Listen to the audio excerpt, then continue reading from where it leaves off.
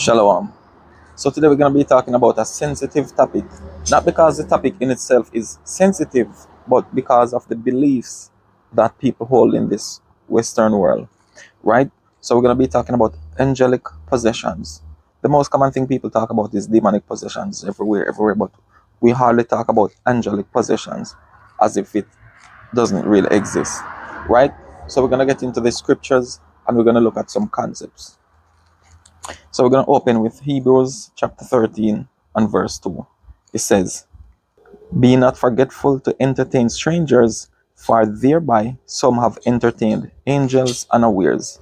So basically, to entertain angels unaware means that they will appear in human form, not only taking forms of humans, but also inhabiting humans who keep their vessels clean, keep the commandments, they give alms, they do righteousness, they continually in prayer, fasting. So your vessel is pure to what? To host angelic creatures, because inside of us we have the dominion of light and we have the dominion of darkness. So there are creatures of light and creatures of darkness.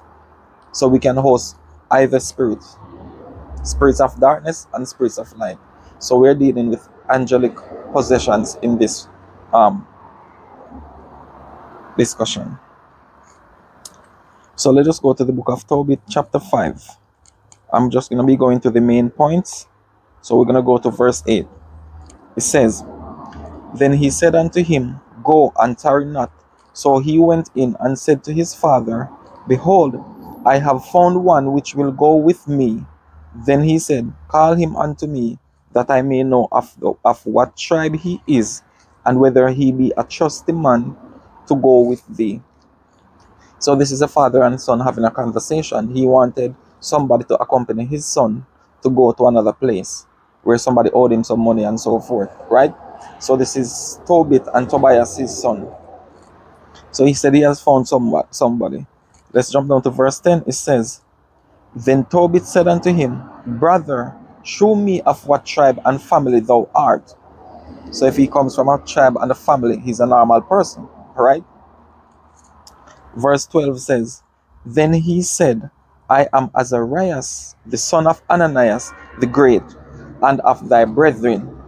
So guess what? He's telling him that he's from such and such father's house. So this is a normal man living a normal life, right? Verse 13 says, "Then Tobit said, Thou art welcome, brother.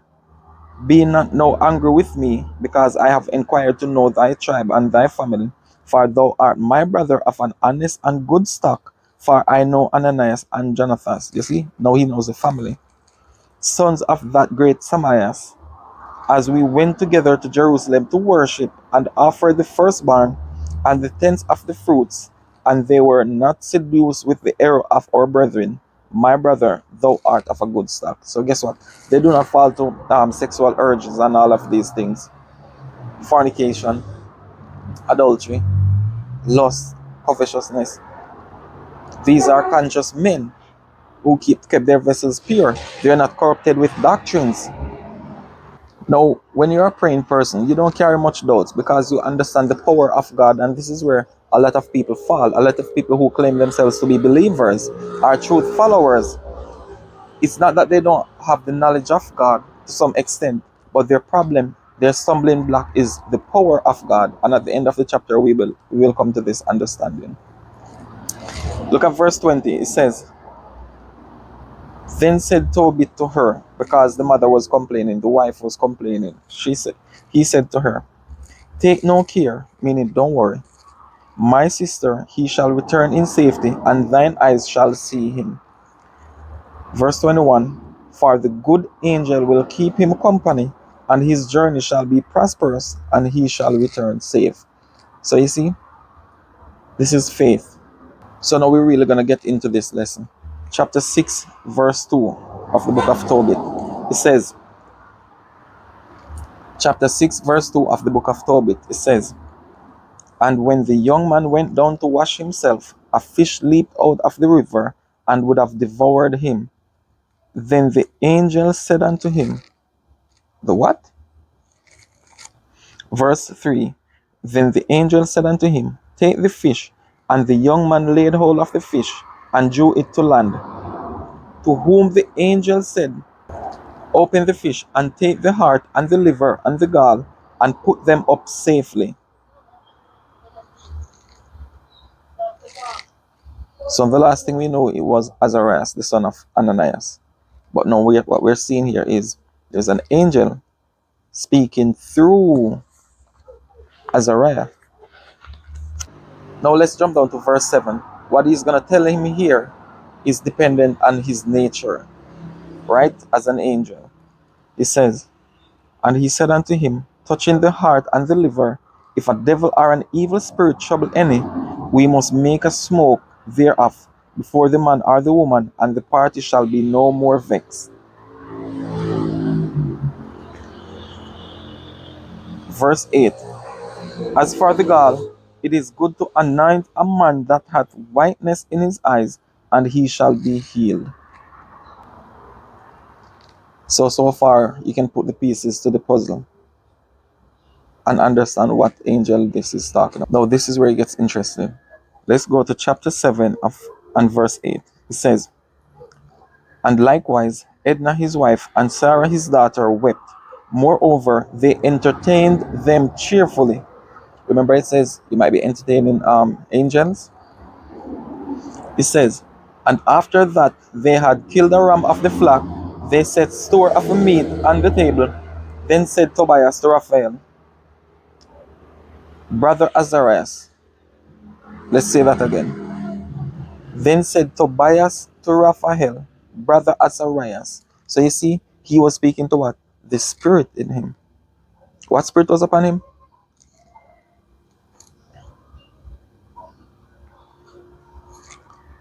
It was Raphael.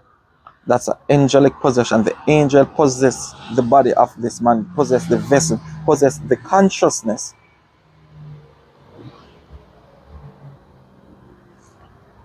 Because he did not know he was speaking to Raphael.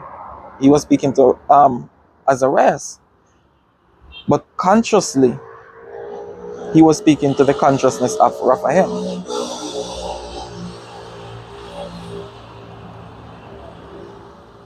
Then said Tobias to Raphael, brother Azarias. So he did not address him as Raphael. He did not know that this was Raphael. He's just saying what? Azarias. Speak of those things of which thou didst talk in the way, and let this business be dispatched. Now let's go further into it. Let us go to chapter 9 and verse 1. It says, then Tobias called Raphael and said unto him, brother Azarias. So he was not calling him Raphael. The scripture is letting us know that what? That Azarias was possessed by Raphael. It says, brother Azarias, take with thee a servant and 2 camels, and go to Rages of Media to Gabael, and bring me the money, and bring him to the wedding. So now let's get some understanding as to why this angel was summoned, to what end, to what purpose. Right? Let us go to Tobit chapter 3 and verse 6. Verse 16 says, so the prayers of them both were heard before the majesty of the great God, the man and the woman. You see that? It's like they were already married in the realms, just waiting to be manifested physically, because she was reserved. That's why all her husband would die. So sometimes we go about relationships, it's not really the Most High putting us together. We're just doing things of our own will. And we try to say, okay, this is the will of God. Sometimes we impose our own will and the will of God. So these people, they were praying, guess what? They were already healed in the spiritual, but it had to be manifested in the physical. So sometimes, yes, your prayers are already answered. Your prayers are already answered. Your healing appointment is already set, but it's not the time but the time has not yet manifested in the physical. So sometimes you get worked up and start to do things on your own will. Guess what? You interrupt your healing cycle. You interrupt your own healing. You interrupt your own blessing. You alter the will of the Most High. Because sometimes you pray, but you do not have the faith in the prayer that you prayed.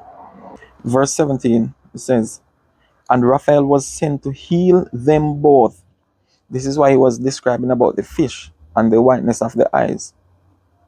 Or if a person has a demon, he was sent for this purpose. He says, that is to scale away the whiteness of Tobit's eyes, and to give Sarah the daughter of Regel for a wife to Tobias, the son of Tobit, and to bind Osmodius, the evil spirit, because she belonged to Tobias by right, of inheritance. You see that? By right of inheritance. She belonged to that man. So sometime you're already married in the realms. The Most High had already appointed a husband or a wife for you. But because of the sexual urges, you cannot control. You do what? You go out, then you mess up a whole thing. Now you have demons having legal rights to you. Be patient and have faith in your own prayers. Alright? Let's go to Tobit chapter 12 to get some more about their prayers. It says, now therefore, when thou didst pray, and Sarah thy daughter-in-law, I did bring the remembrance of your prayers before the Holy One. And when thou didst bury the dead, I was with thee likewise. Hold on. This is Azarias, a normal human being that comes from a normal family that they went together to Jerusalem with. But here it says, I did bring the remembrance of your prayers before the Holy One ascended to God. Because he what? He descended from God. And he inhabited a normal human being who lives according to the righteousness of the law. That's angelic possession. Why is this topic not stressed? Everywhere you go is all demonic possession, demonic possession, demonic possession. Why is angelic possession not stressed, not emphasized? So that people can understand that if they keep their vessels pure enough, it becomes a habitation for creatures of light, for spirits of light, for angelic creatures, ascending and descending the heavens. Let's go to verse 13. It says, and when thou didst not delay to rise up and leave thy dinner to go and cover the dead, thy good deed was not hid from me, but I was with thee. You see that? He left his dinner to go and take care of the dead. That's how honorable of a man he was. These are the things the Most I look for in our spirit. The attributes, the fruits, the compassion, the kindness.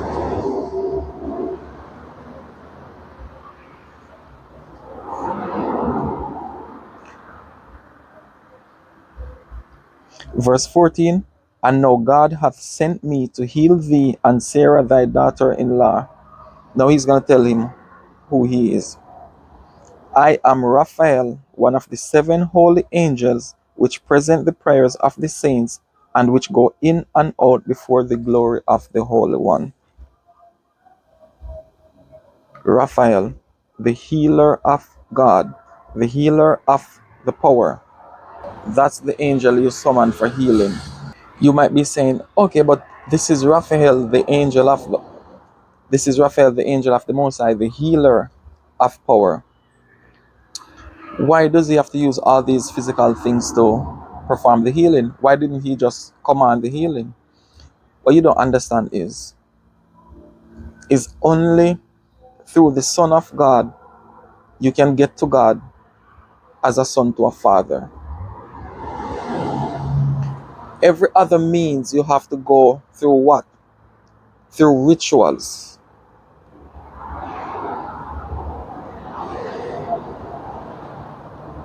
Because that relationship is going to be God to a living creature.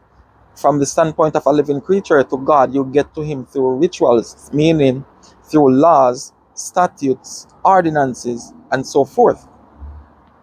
It's only through the Son you can go to him as a son to a father. That's why you become joint heir with the Son. Biologically, the Israelites are the sons of God. Jacob is the prince of power, the son of God, son to a king. So biologically, yes, we are the sons of God, but spiritually, for the spirit in us to bear witness with the spirit of these scriptures, then and only then we can go to him as a son to a father. That's two different relationships. Through wisdom, you can be called a friend of God, but to be called a son is a different thing. So maybe so far you understand where I'm actually. So maybe you understand where I'm actually going with this already. So yes, he was sent to heal them both. Let's jump down to verse 20. It says, "Now therefore give God thanks." And the thing about the angels is that once they do something, they never took the credit. There's no I, me, myself, myself, myself. They always give the credit to the Most High. They always give the credit to him that sent him. Right? Now verse 20 says, "Now therefore give God thanks, for I go up to him that sent me." Sounds familiar? "But write all these things which are done in a book. I go up." Raphael is going to ascend, but Azarias is going to be here, living his normal life. Now we have that understanding. This is the difficult part. Not difficult because it is actually difficult, but difficult because of the beliefs we hold. Right? So let's go on to a higher level of angelic possession. Let us go to the book of John, chapter 1 and 32. It says, "And John bare record, saying, I saw the Spirit descending from heaven like a dove, and it abode upon him." So John was a witness to the Spirit descending from heaven and rested on Yahushai. Just as the spirit of Raphael descended from the heavens and rested on Azarias. Angelic possessions. Right? Let's go to verse 45. It says, "Philip findeth Nathanael and said unto him, We have found him, and whom Moses in the law and the prophets did write, Jesus of Nazareth, the son of Joseph." Hold on. Jesus of Nazareth, the son of Joseph. So the people in this time, they understood that Jesus, Yahushai, was the son of Joseph, just as Azarias was the son of Ananias. People who were living in this time period, they understood it. It is people who are living in this time cannot understand it, right? Aye. Let us go to the book of Luke, chapter 4 and verse 22. It says, "And all bare him witness, and wondered at the gracious words which proceeded out of his mouth. And they said, Is not this Joseph's son?" I mean, they all knew him. They knew the carpenter. They knew the little his little son that grew up with him.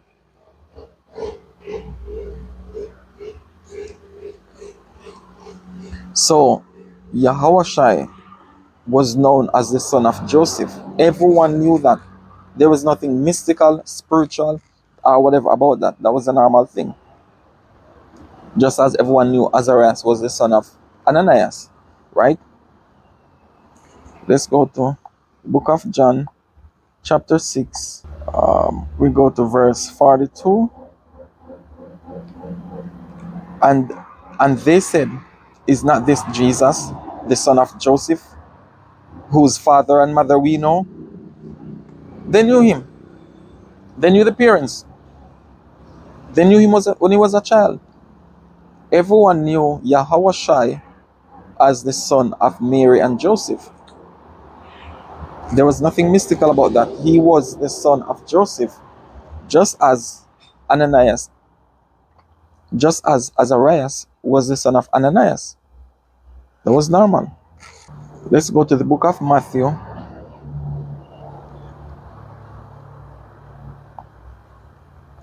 chapter 16, and we'll start at 15.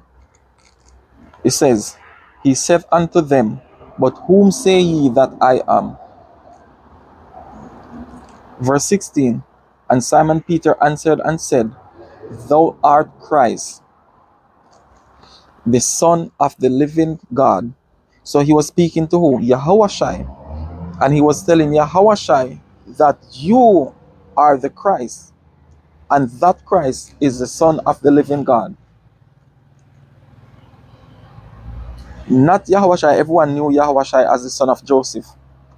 The Christ that inhabited him was the Son of God. The Messiah, or the anointing that came down from heaven, was the Son of God. Let us go to chapter 26 of Matthew and verse 23 and verse 63. It says, But Jesus held his peace, and the high priest answered and said unto him, I adjure thee by the living God, that thou tell us whether thou be the Christ, the Son of God. Everyone in this time period understood that the Messiah was the Son of God. They just didn't know the vessel that the Messiah would inhabit. That's why they went to John the Baptist to ask if he was him. He said, no, he's not the Christ. He did not say he's not Yahushua. He said he's not the Christ, because everyone understood that the Son of God would descend from the heavens. It's only today people believe that the Son of God is born. Even when the scripture says, the child is born unto us, but the Son was given. He gave his only begotten Son.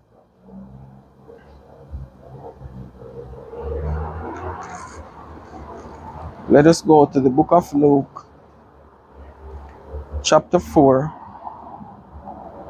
and verse 41. It says, And devils also came out of many, crying out and saying, Thou art Christ, the Son of God. Even the spirits of darkness knew the authority that was standing before them.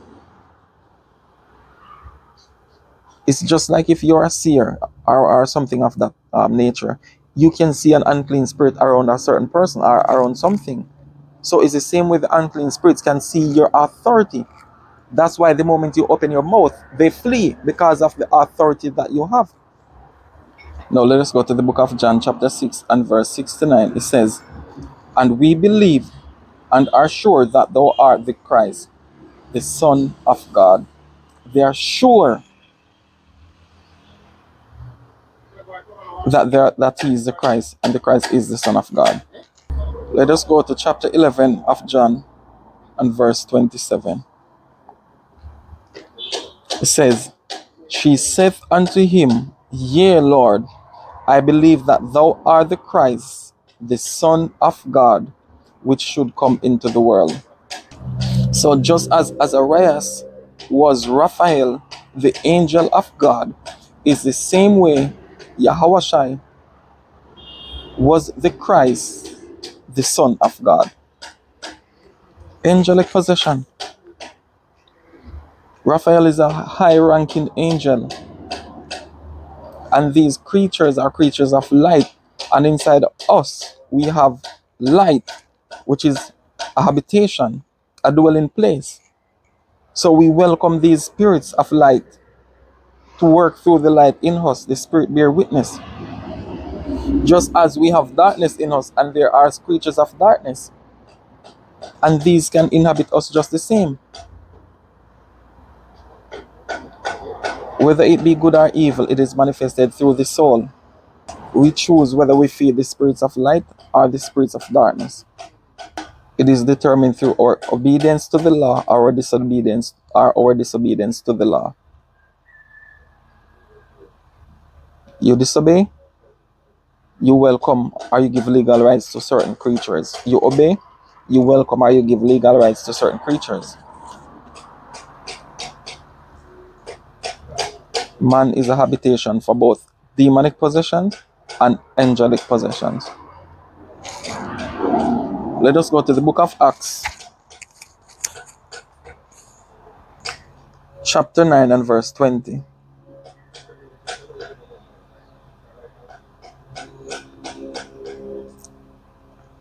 It says, and straightway he preached Christ in the synagogue, that he is the Son of God.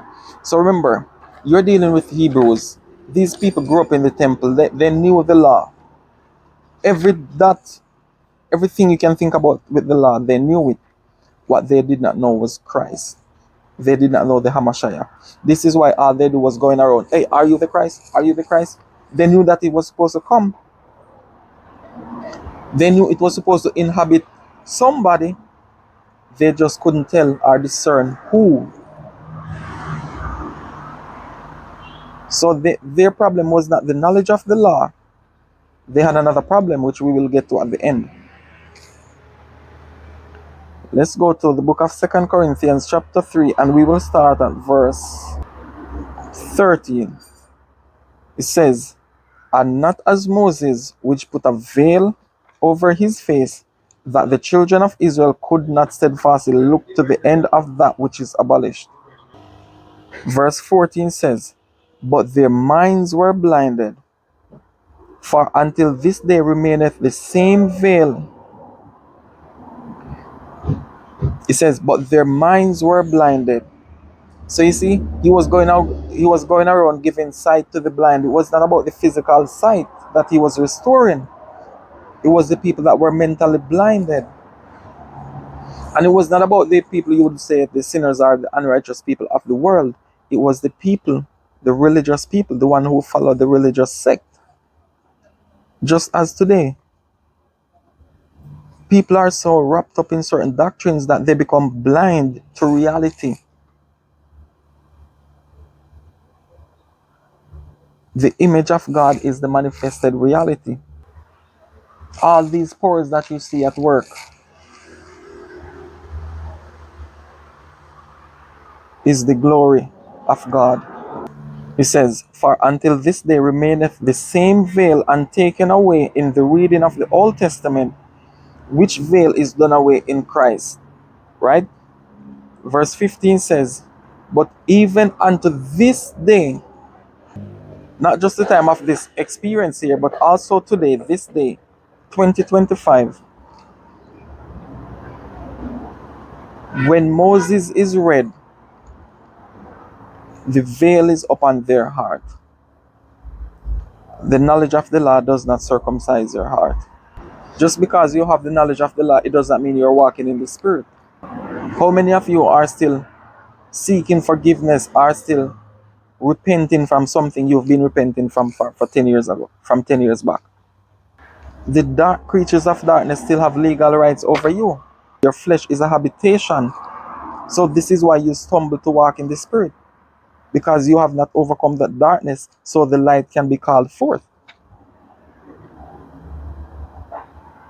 There's still a veil, veiling you from the realities, veiling you from the nature of God. You are no longer a virgin up here. You are corrupted with all manners of doctrines. Doctrines that take you away from reality. Doctrines that make you enemies of Christ. Enemies of reality. Now verse 16 says, nevertheless, when it shall turn to the Lord, the veil shall be taken away. Let us go to the book of Exodus, chapter 34, and verse 34.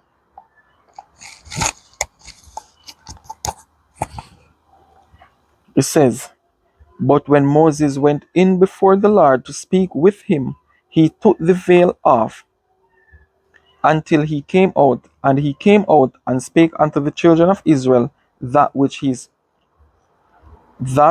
was commanded. So when he goes in before the Most High, he removed the veil. Right?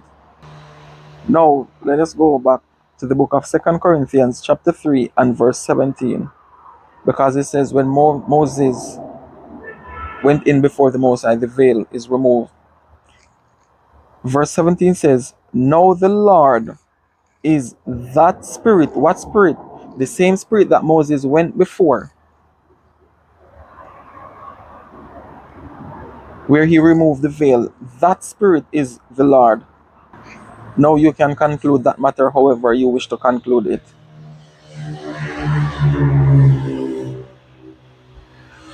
Because the problem is, like I said, the problem is not the knowledge of the scriptures. The problem is people are ignorant to the power of God, because they're trying to bind the power of God in the knowledge of the law. The power of God is not going to work in you the same way it works with another person. It's going to work according to your circumstance. The way the power of God worked for Joseph is not going to be the same way it worked for Samson. They had different circumstances. Therefore, their encounter with God was different. Abraham's encounter with God is going to be different from Isaac. Isaac's encounter is going to be different from Noah. But all these were the manifested power of God. You cannot bound it into the knowledge of the law. The purpose of the law is to make you conscious of what to do and what not to do. Is not to make you understand the fullness of the nature and the glory of God. It is because of the law you know not to eat pork or what you can eat. It is because of the law you know not to sleep with another man's wife. It makes you aware of what? Covetousness or lust. Not the nature not the nature or the fullness of God. So just like there's a law of marriage, it tells you how to go about marriage. It tells you how to go about choosing a partner and how to treat them. There's a law of childbirth. When you have a child, whether it's a son or a daughter, it tells you what to do. This is the knowledge of God. It teaches us how to be civilized. But the power of God is different. Now let us go to the book of Matthew chapter 22 and 29. It says, Jesus answered and said unto them, Ye do err, not knowing the scriptures, nor the power of God. You see? Not knowing the scriptures, nor the power of God. These are two different things. You can even know the scriptures and still do not understand the power of God. Because once you're trying to bind the power of God into the knowledge of the law, you're going to have problems. The miracle happened with Sarah at her age having a baby. That you're not going to find that in the knowledge of the law. That is the power of God. And there are many other examples that we can talk about. The power of God is different, and we need to understand that.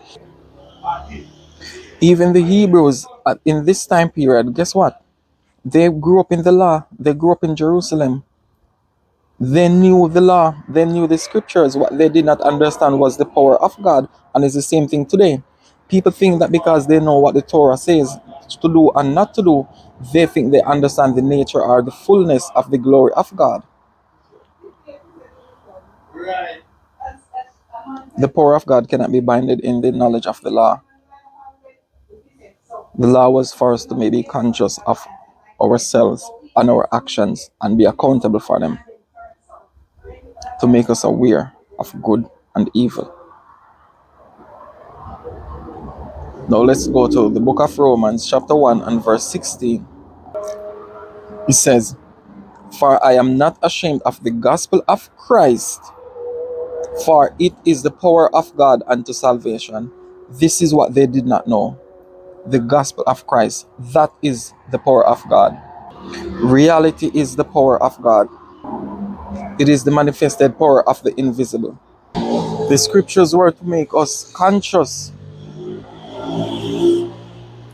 The gospel of Hamashiach, the gospel of the Christ, the gospel of the anointed one was to make us conscious of the fullness of the glory of God through that which we have seen and have heard and have beheld and have beheld our own selves through our own experiences, through our encounter.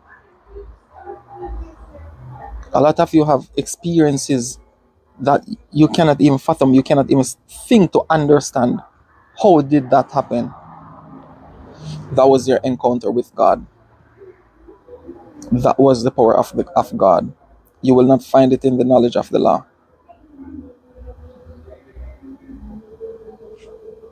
That was either your encounter as a son to a father, or your encounter as a living creature to a God. Shalom.